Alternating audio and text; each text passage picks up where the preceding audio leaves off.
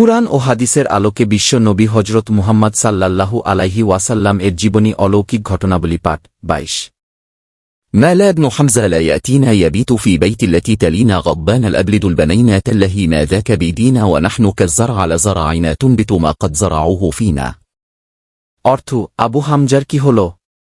সে আমার কাছে আসে না অথচ প্রতিবেশীদের বাড়িতে রাত যাপন করে। পুত্র সন্তান প্রসব না করার দরুনই সে আমার উপর অসন্তুষ্ট হয়েছে। আল্লাহর শপথ করে বলছি, পুত্র সন্তান প্রসব করা আমার ক্ষমতাধীন নয়। আমরা নারীরা ক্ষেত্রতুল্য। স্বামীরা আমাদের মধ্যে যে শস্যের বীজ বপন করে সে শস্যের চারাই জন্মে। সিরাতুন্নবী 4 খণ্ড।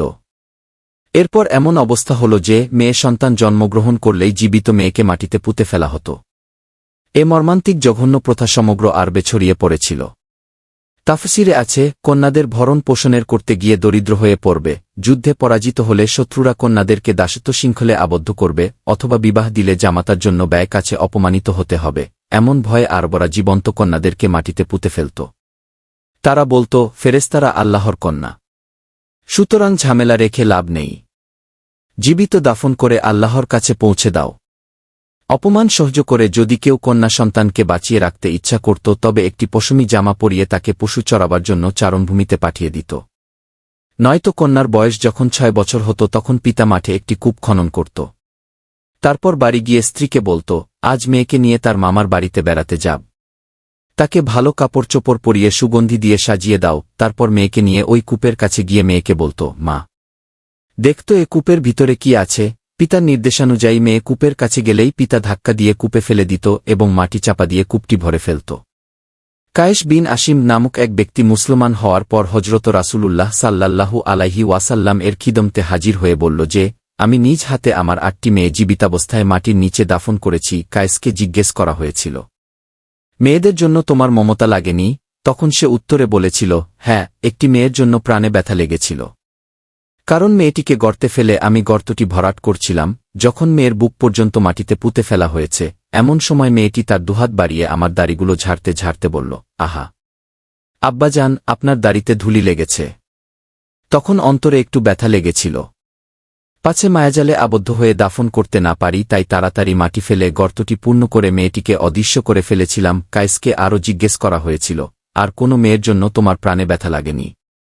সে উত্তর করল, হ্যাঁ, আর একটি মেয়ের জন্য বড় ব্যথা লেগেছিল।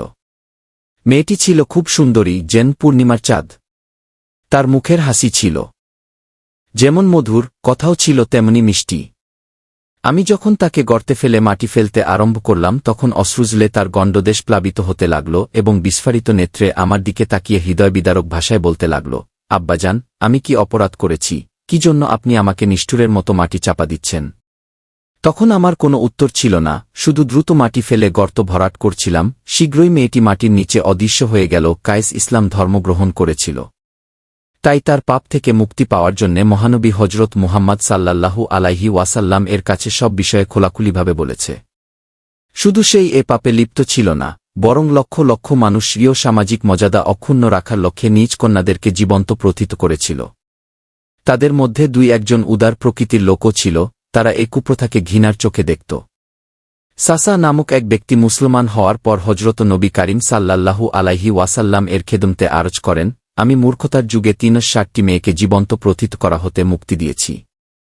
প্রত্যেকটি মেয়ের পরিবর্তে আমাকে 3টি করে উট দিতে হয়েছিল। আরব সমাজে মদপান। তৎকালীন আরবে মদ ছিল অত্যাচার, ব্যভিচার, ঝগড়া, কলহ তথা সবরকম পাপের উৎস। আরবে মদের প্রচলন ছিল সবচেয়ে বেশি। ঘরে ঘরে মদের আড্ডা বসত। গায়িকারা নাচ ও গান বাজনা করত। জুয়া খেলা আরম্ভ হলে ঘরা ভরে রক্ত রঙিন সুরা পান করত। মাতাল অবস্থায় নির্লজ্জতা এবং নিষ্ঠুরতার বহু অধ্যায় রচিত হতো। সঙ্গে উটের লটারি খেলাও চলত। খেলায় জয়ী হলে সাথে সাথে উট জবেহ করে কাবাব তৈরি করে উপস্থিত লোকদের খেতে দেয়া হতো। অনেক সময় মালিক মাতাল হয়ে আস্তাবলে ঢুকে উটগুলো কেটে টুকরো টুকরো করে কিমা, কাবাব, বিরিয়ানি তৈরি করে নিজে খেত এবং অন্যকে খাওয়াত। মদ্যপান ছিল গৌরবের বিষয়। কবিরা নিজের কবিতায় রং বেরঙের মদ পানের কথা উল্লেখ করে কাব্য রচনা করত। ঘরে ঘরে মদের আড্ডা চলত। নানা প্রকার মদ তৈরি হতো। প্রত্যেক প্রকার স্বাদের নামও ছিল ভিন্ন ভিন্ন। মজদুদ্দিন ফিরোজাবাদী সে সময়ের ব্যবহৃত মদের আরবি নামসমূহ সংগ্রহ করে একখানা পুস্তক রচনা করেন। তাতে তিনি 250 রকমের মদের নাম উল্লেখ করেছেন।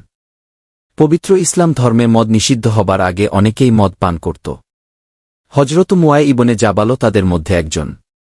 তারা যখন শরাবের নেশায় বিভোর ছিল তখন শুনতে পেলেন যে মহানবী হজরত মুহাম্মদ সাল্লাল্লাহু আলাইহি ওয়াসাল্লাম শরাব পান করা নিষিদ্ধ করেছেন।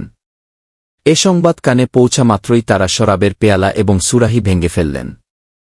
শুধু আবু উবায়দার বাড়িতেই এ ঘটনা ঘটেনি, বরং সারা মদিনা নগরীর রাস্তাঘাটে সেদিন শরাবের স্রোত বয়ে যায়।